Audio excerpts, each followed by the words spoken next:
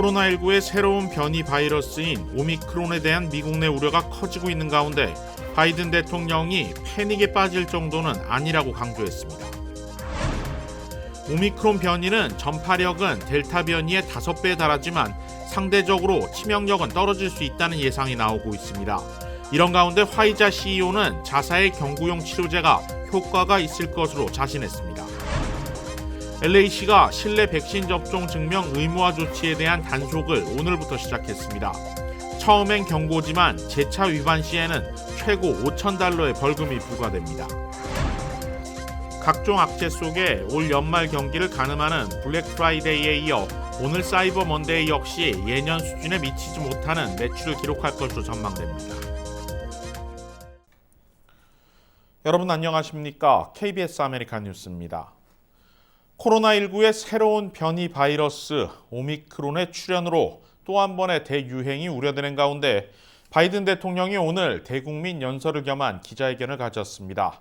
오미크론의 미국 상륙은 불가피할 것이라면서도 패닉에 빠질 필요는 없다고 강조한 바이든 대통령은 대비책을 마련할 시간을 벌기 위해서라도 다시 한번 백신 접종과 부스터샷 접종 독려에 나섰습니다.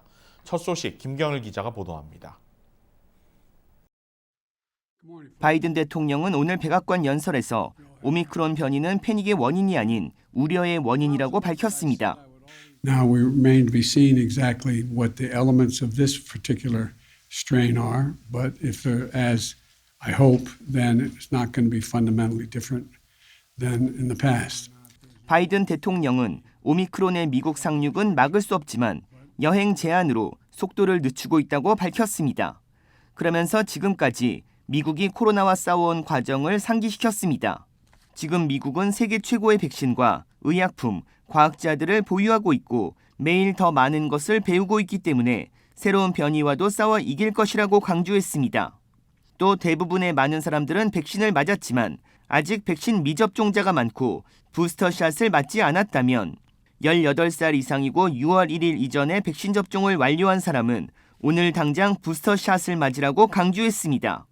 I want to, again, the reason for the immediate travel ban is there were a significant number of cases, unlike any other country, well, there are few around South Africa in the world.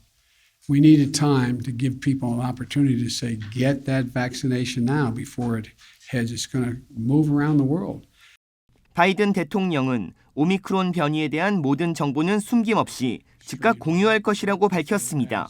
한편 백악관 코로나19 대응팀은 이번 주 바이든 대통령에게 추가 브리핑을 할 예정입니다. 바이든 대통령은 다음 달 2일 코로나19 대응 방법과 관련한 세부 방침을 내놓을 것이라고 예고했습니다. KBS 뉴스 김경일입니다. 또 다른 변이의 출현에 전 세계가 다시 긴장하고 있습니다. 일단 좀 더 자세한 분석 결과가 나오려면 시간이 걸리겠지만 일단 오미크론 변이의 전파력은 델타 변이 이상으로 빠르고 반면 상대적으로 치명력은 높지 않을 것이라는 전망입니다. 세계보건기구 WHO가 5번째로 지정한 우려 변이 오미크론, 알파와 베타, 델타와 뮤 변이에 이어 그리스 문자 알파벳 15번째 글자를 따서 오미크론으로 명명됐습니다. 이달 초 9일 수집된 표본에서 처음 확인됐고 지난 24일 남아프리카 공화국이 WHO에 집단 감염 사례를 보고했습니다. 오미크론 변이는 표면의 스파이크 단백질의 돌연 변이를 델타 변이보다 2배 더 보유하고 있는 것으로 분석되고 있습니다. 일각에서는 전염력이 델타의 5배, 공기 중으로 전파돼 직접 접촉이 없는 상황에서도 감염되는 사례가 보고될 정도로 강한 것으로 알려지고 있습니다. 그러나 현재까지 대부분 전문가들은 강력한 전파력에 비해 치명력은 그리 높지 않을 것으로 전망하고 있습니다. 일반적으로 바이러스는 숙주를 죽이는 치명력이 강해지면 전파되기가 어려워지기 때문입니다. 과거 사스나 메르스 바이러스의 경우 이번 코로나19만큼 확산하지 못한 이유가 그만큼 바이러스의 치명력이 상대적으로 높았던 때문으로 알려지고 있습니다. 실제로 아직까지 남아공에서 보고된 주요 감염 사례들 가운데 심각한 중증 사례는 보고되지 않고 있습니다. 다만 델타 변이에서도 확인됐듯 이 새로운 변이 바이러스에 대한 백신 예방 효과 감소는 어느 정도 불가피할 것이라는 게 의학 전문가들의 견해입니다. 알파와 베타, 델타 등을 거치며 진화한 오미크론의 스파이크 단백질은 기존 백신을 통해 형성된 면역 체계를 회피해 인체에 감염을 일으킬 수 있고 스파이크 단백질을 대상으로 작용하는 항체 치료제 역시 효과가 낮아질 수 있습니다. 그러나 경구용 치료제의 경우 스파이크 단백질이 아닌 바이러스 복제 과정에 관여하는 만큼 이번 오미크론 변이 역시 큰 영향을 미치지 않을 것으로 의학 전문가들은 예상하고 있습니다. 제약사 화이자의 앨버트 블라 최고 경영자가 자사가 개발한 코로나19 알약 치료제가 오미크론 변이에도 효과가 있을 것이라고 자신했습니다. 블라 CEO는 CNBC 방송과의 인터뷰에서 화이자의 경구용 치료제 팍스로비드를 언급하면서 이렇게 말했습니다. 블라 CEO는 대부분의 변이가 스파이크 단백질에서 나올 것이라는 사실을 염두에 두고 설계됐으며 그런 점에서 화이자의 경구용 치료제가 오미크론의 영향을 받지 않을 것이라는 자신감을 갖고 있다고 강조했습니다. 블라 CEO는 또 자사 백신에 대한 오미크론의 영향을 연구 중이라며 백신이 변이로부터 보호하지 못한다는 결과가 나올 것으로는 생각하지 않지만 보호 능력이 떨어지는 결과가 나올 수는 있다고 예상했습니다. 한편 또 다른 백신 제조사인 모더나의 스테판 방셀 CEO는 오늘 오미크론 변이가 현재 나와 있는 백신의 예방 효과에 얼마나 영향을 미칠지 판단하기 위해서는 최소 2주가 걸릴 것이라고 설명했습니다. 그러면서 예방 효과가 얼마나 많이 떨어지느냐에 따라 현재 접종 중인 부스터샷의 용량을 더 늘리는 것을 결정해야 할 수도 있다고 예상했습니다. 현재 모더나는 코로나19 백신 부스터샷으로 1, 2회차 용량의 절반인 50마이크로그램을 투여하고 있는데 방셀 CEO의 이번 발언은 오미크론 변이의 전염성을 고려해 이를 늘릴 수 있다는 뜻으로 해석됩니다. 변이 우려 속에 뉴욕을 비롯한 주요 대도시들 역시 실내 마스크 착용 의무화 조치를 부활시키고 있습니다. 제휴사 뉴욕 KBTV가 보도합니다. 오늘 데이비드 촉시 뉴욕시 보건위생국장은 기자들과 만나 모든 뉴요커가 많은 사람이 있는 실내 환경에서는 언제나 마스크를 쓸 것을 강하게 권고한다며 의무화 경보를 발령한다고 밝혔습니다. 이에 따라 모든 뉴욕 시민들은 백신 접종 여부와 관계없이 식료품점, 소매 상점, 사무실, 건물 로비 등에서 무조건 마스크를 착용해야 합니다. 촉시 국장은 특히 이번 추수감사절 연휴 때 휴가 여행과 모임에 참석한 사람들이 모두 코로나19 검사를 받을 것을 권장했습니다. 빌 드블라지오 뉴욕시장도 오늘 브리핑에서 새로운 변종에 대한 우려를 표명했지만 현재까지는 뉴욕시에 오미크론 확진자가 없음을 확인시켰습니다. 다만 앞으로 발생할 가능성은 아주 높다고 말했습니다. 또 백신 접종만이 이를 퇴치하기 위한 유일하고 강력한 도구라며 뉴욕 주민들에게는 부스터샷을, 부모들에게는 5세에서 11세 사이 자녀들에게 예방접종을 하도록 지시할 것을 권고했습니다. 현재 뉴욕시에서는 평균 5,400여 명의 신규 확진자가 매일 나오고 있습니다. 이는 지난 2월 첫째 주 이후 가장 높은 수치입니다. 지금까지 뉴욕시 성인의 88%인 약 93만 명이 적어도 1회 이상 백신을 접종받았습니다. 이 중 12세에서 17세 사이 접종률은 81%로 비슷한 수준인 반면 5세에서 11세 사이의 최소 1회 접종률은 16%에 불과합니다. KBTV 뉴스 김은지입니다. LA시에서 실내 업소 백신 접종 증명 의무화 조치가 시행되고 있는 가운데 이를 위반하는 업소들에 대한 단속이 오늘부터 시작됐습니다. LA시 당국은 이달 초였던 지난 8일 시내 모든 실내 영업장소 출입 시 백신 접종 증명을 의무화시키는 세이프 패스 LA 조례안을 발효시킨 바 있습니다.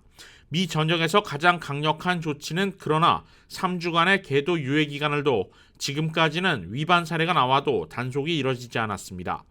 그러나 오늘부터는 이용객들을 대상으로 백신 접종 증명을 확인하지 않고 실내 영업장에 출입시키는 업소에 대한 단속이 이뤄집니다. 처음에는 경고 조치를 받지만 재차 적발 시에는 $1,000의 벌금이, 세 차례 적발에는 $2,000, 네 번째 적발 시에는 $5,000의 벌금이 부과됩니다. 이에 따라 식당과 운동시설, 미용실과 영화관, 레크리에이션 시설 등 대부분의 업소들은 18살 이상 주민들에 대해 신분증과 함께 CDC가 발급한 종이 또는 캘리포니아 주 정부가 인증한 디지털 사진 형태의 백신 접종 증명서를 요구해야 합니다. 만약 건강 또는 종교적 이유 등으로 백신 접종을 하지 않은 이용객들은 72시간 내 코로나 음성 확인서를 제시해야만 실내 입장이 가능합니다. LA 휘발유 가격이 어제에 이어 오늘까지 이틀 연속 하락했습니다. 전미 자동차 클럽 AAA와 유가정보 서비스국에 따르면 오늘 LA 카운티의 평균 휘발유 가격은 어제보다 0.2센트가 내려간 갤런당 4달러 71.1센트를 기록했습니다. LA 휘발유 가격은 앞서 어제 0.3센트가 떨어졌는데 이는 11월 9일 이후 20일 만이고 오늘까지 이틀 연속 하락한 것은 지난 9월 21일 이후 2달여 만입니다. AAA는 연휴가 지나면서 휘발유 수요가 다소 진정되고 있는데 따른 것으로 분석했습니다. 또 연방정부의 전략 비축유 방출 결정도 영향을 미친 것으로 분석됩니다.